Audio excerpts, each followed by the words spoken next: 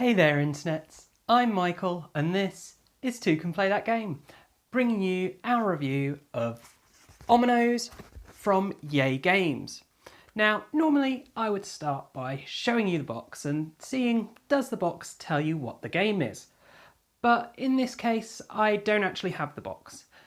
Don't worry, if you're buying the game it will come in a box. The issue was that when the publisher sent this out to me, the boxes had not yet arrived. They have now arrived. It actually comes in a metal tin currently because it's out this week and it's the deluxe version.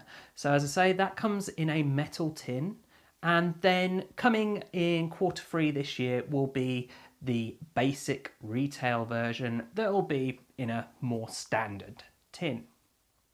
So what is it? Well, it's a quick dice strategy game that plays in around 15 minutes a game and has a bit of a loose pasted on Egyptian theme that really it's not there. It is an abstract game. So why don't you take a look at the table? I'll show you a bit about how the game all works and then we can come back for my final thoughts.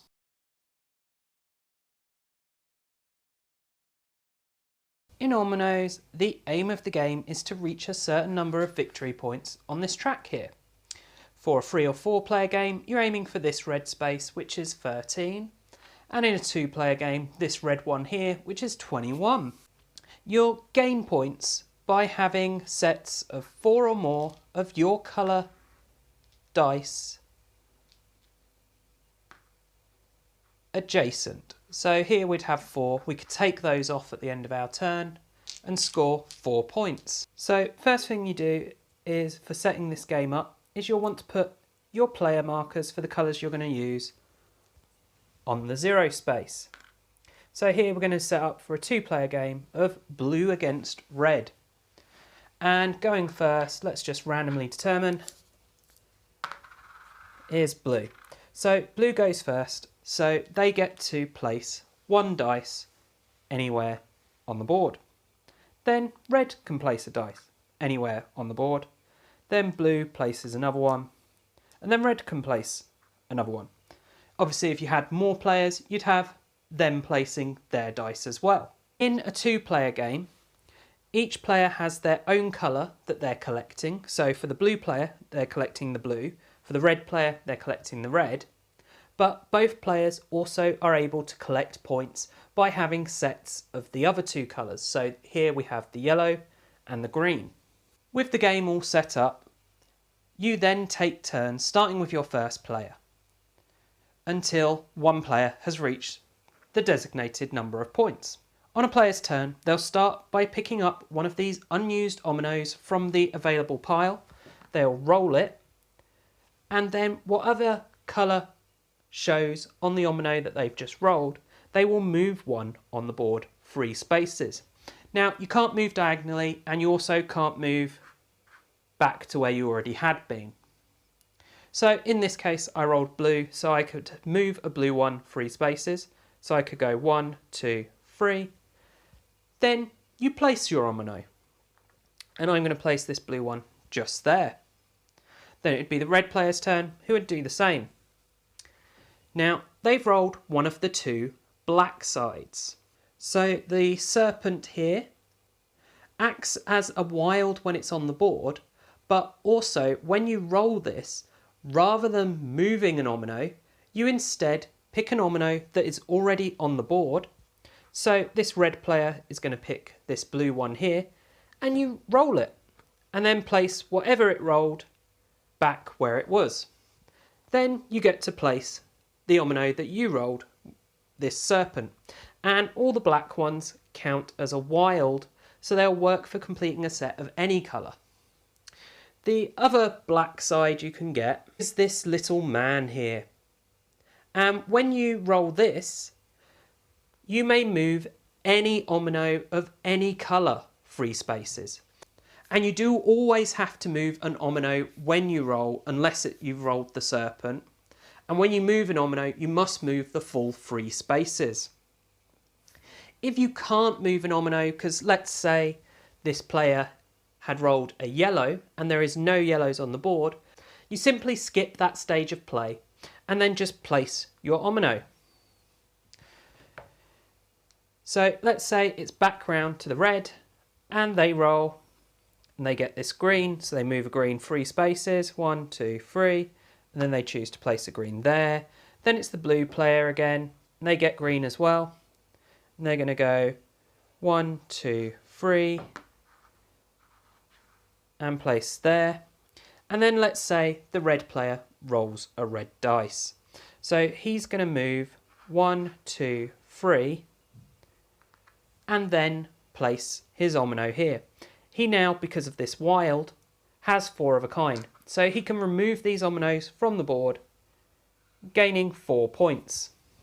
You'll continue playing like this until a player has reached the designated number. So that was how Ominoes actually works. Well, what do I think of it? Let's start with artwork. There really isn't any artwork to talk about in this game. The instructions is a single leaflet. It's that simple a game. But there's fine images on there. It's just kind of iconography really on all the dice. What's there is all fine. It's nothing special. So components. Well, instructions are actually really clear, do a nice job of explaining the game quickly and elegantly. And then this board is a foam board, a bit like a mouse mat. Bit unusual, that one. I think in the version coming later this year, it will be a different board. It will be 2 different sections. You'll have a square board and then a separate board, and it will be cardboard in that version. But for the deluxe version, you get this. It's really nice, hard-wearing, quality board, and wipe clean. Kind of handy if you've got kids, I suppose. The tokens are this hard plastic, nothing hugely special about them, but they're not cheap bad quality, definitely. And then, of course, the main component of this game is these dice. And the dice are actually quite a nice, good quality. They've got a good weight to them. The pictures on the dice are printed on, but there's no signs of wear.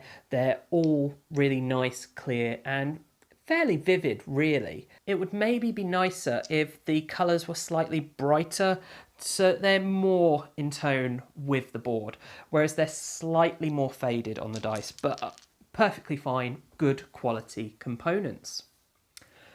So what do I think about the game?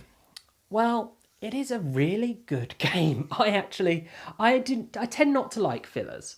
And if you watch this channel, you'll notice there are very few very short fillery games. For the most part, if it doesn't play at least 30 minutes, I find the game's over before I've really got invested or interested in what's going on in the game. But this is one of those rare fillers that drew me in immediately. The amount of strategy there is, the second you roll that dice, it's right, strategy. Well, I can move this one to there, which will then mean if I place this one there, oh, I can try and block this person. So much going on, strategy. But of course, with that balancing luck that I tend to like in games of the dice. But the dice don't overwrite the strategy. Yes, if you get very unlucky with the dice, it can mean you lose the game no matter how good your strategy is. Because if you never roll your colour, you're not going to build up your colour and you're not going to be able to score. But even if you're rolling other people's colours in this, so that's the worst luck you can have, you're still then able to move their pieces around and interrupt what they're doing. So the strategy to luck balance actually works really well, despite it being a quick dice game. And as I say, you get really into that strategy, into those tactics, but it's very much boom, boom, boom, boom, boom, boom, boom, game over. You can, me and my wife played 2 games of this in the space of 20 minutes while we were waiting for our dinner to cook in the oven. That is how quick this is. And it's how fun it was that it was, let's play again. You know, it is one of those fillers that you will happily play again. And even playing it again, it is still that filler length of time. So I think this is a superb game. The strategy you have of when you roll your dice, what you then choose to move, where you then choose to place your dice, how you're able to try and block people in, separate their groupings. It is superb. They've done a fantastic job with this. As I say, it's one of those few fillers I do like. So what about can two play this game? Well, as I said, me and my wife did play games of this.